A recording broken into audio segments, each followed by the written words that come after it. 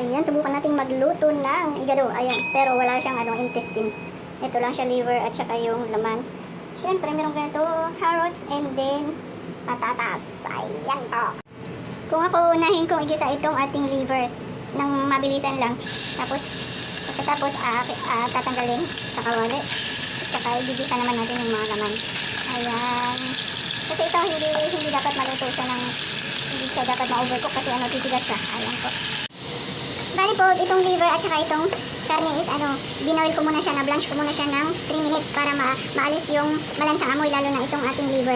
Yung pinag-boil ko is nilagyan ko ng konting suka para maalis yung amoy ng ating liver. So ayan, at kailangan din po natin siyang i-fry para mabango naman po siya, hindi siya directly na ilalagay na gano'n.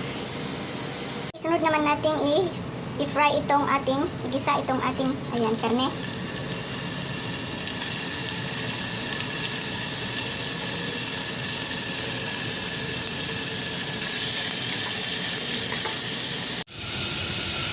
Kasi itong karne is kailangan natin siyang palambutin.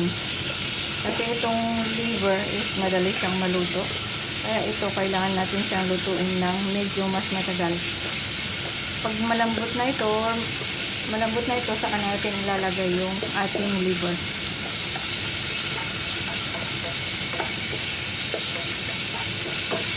Pag nag-golden brown na siya, pwede na natin ilagay yung ating mga sibuyas at saka yung bawang.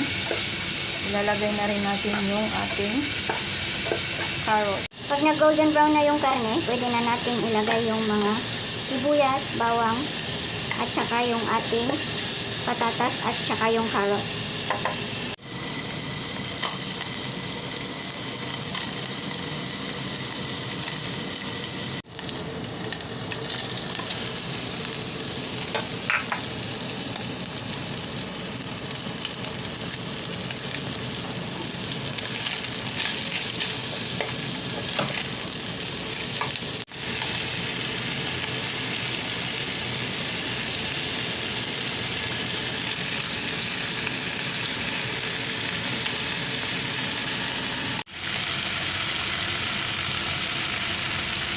Ating paminta.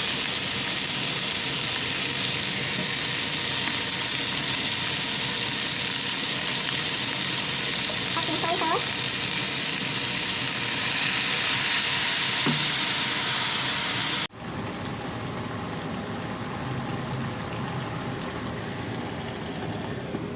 Takpan natin hanggang sa lumambot yung ating karne. Ayan po.